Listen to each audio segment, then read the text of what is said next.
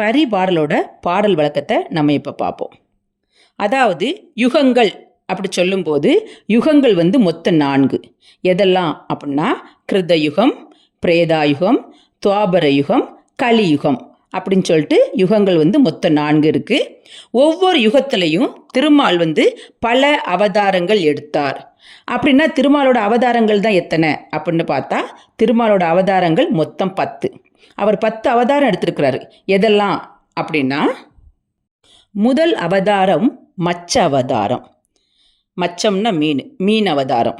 2வது அவதாரம் கூர்ம அவதாரம், கூர்மம்னா என்னன்னு பார்த்தீங்கன்னா ஆமை, அந்த ஆமையோட அவதாரம்.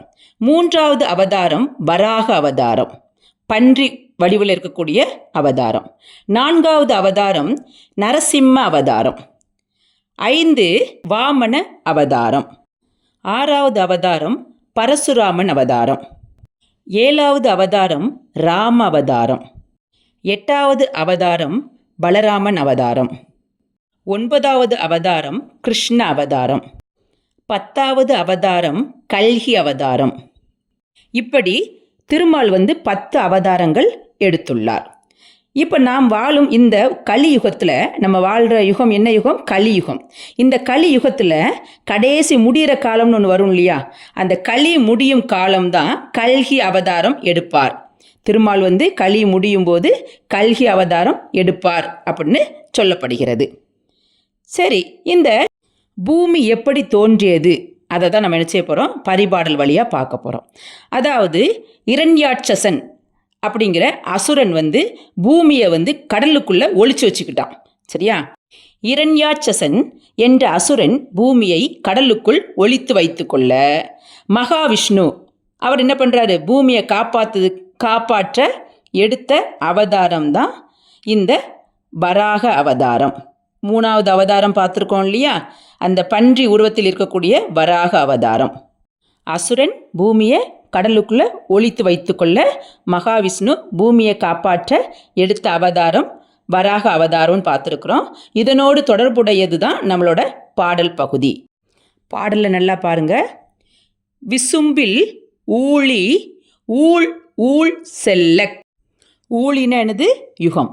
இந்த பல ஊழிகள் சென்ற பின் எதுவுமே இல்லாத வான்வெளியில் இந்த அண்ட தோற்றத்துக்கு காரணமான கரு, அந்த பரமாணுன்னு சொல்கிறோம் இல்லையா? அந்த கரு பேரொளியுடன் தோன்றியது. அடுத்த பாடல் வரி பாருங்க.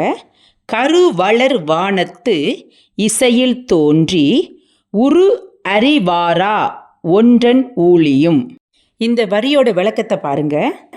எதுவுமே இல்லாத வான்வெளியில் பேரொளியுடன் என்ன செஞ்சது? ஒரு கரு தோன்றியது. உருவம் இல்லாத காற்று முதலான பூதங்களின் அணுக்களுடன் அந்த வளர்கின்ற வானம், அதுதான் என்னது? முதல் பூதத்தின் ஊழி. அப்போ முதல் ஊழி எது? வானம். அடுத்த வரி பாருங்க. உந்து வழி கிளர்ந்த ஊழி ஊழ் ஊழியும். வழின்னு என்னது? காற்று. இப்போ 2வது ஊழி காற்று தோன்றுது. அந்த வானத்தில் தான் உருவம் இல்லாத காற்று முதலான பூதங்கள் அணுக்களோட என்ன செய்யுது? தோன்றுதுன்னு பார்த்தோம். இப்போ அந்த அணுக்கள் என்ன செய்யுதுன்னா, அந்த அணுக்களோட ஆற்றல் கிளர்ந்து பருப்பொருட்கள் சிதறும்படியாக வெடிக்குது. வெடித்து பல ஊழிக்காலங்கள் கடந்து சென்றன. அடுத்த பாடல் வரி பாருங்க. செந்தி சுடரிய ஊழியும் பனியொடு தன் பெயல் தலையிய ஊழியும் அவையிற்று. இந்த பருப்பொருட்கள் எல்லாம் வெடித்து சதறிச்சு பார்த்தீங்களா? அப்படி வெடித்து சதறும்போது நெருப்பு பந்து போல் என்ன செஞ்சது? புவினானது பூமி. அந்த பூமி நெருப்பு பந்து போல உருவாகியது. அடுத்த பாடல் வரியை பாருங்க. உள்முறை வெள்ளம் மூழ்கி ஆர்த்தருபு மீண்டும் பீடு உயர்வு ஈண்டி. இப்போ பூமி என்ன செய்யுது? நெருப்பு பந்து போல் இருக்குது, அப்படி தானே? இப்போ அந்த நெருப்பு என்ன செய்யணும்? நம்ம குளிர வைக்கணும். அந்த குளிர வைக்கிறதுக்கு என்ன வேணும்? மழை வேணும். சரியா? என்ன செய்யுது? அந்த பூமி குளிரும்படியாக தொடர்ந்து மழை பொழிந்த ஊழிக்காலம் கடந்தது.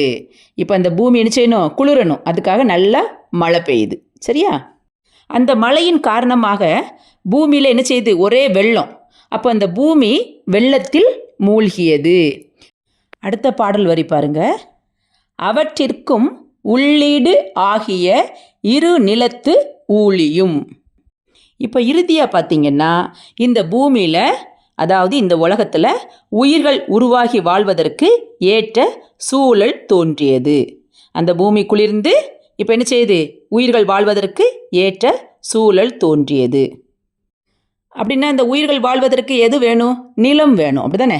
அப்போ அந்த நிலம் தான் 5வது பூதம். இந்த பரிபாடலில் ஐம்பூதங்கள் எப்படி தோன்றியதுன்னு பார்த்தோம். ஐம்பூதங்கள் எதெல்லாம்? வானம், காற்று, நெருப்பு, நீர், நிலம். இந்த 5ம் எப்படி தோன்றியது? கடைசியில் மக்கள் வாழ்வதற்கு ஏற்ற நிலம் தோன்றியது. பரிபாடலோட விளக்கம் எல்லாருக்கும் புரிஞ்சிருக்கும்னு நினைக்கிறேன். நன்றி, வணக்கம்.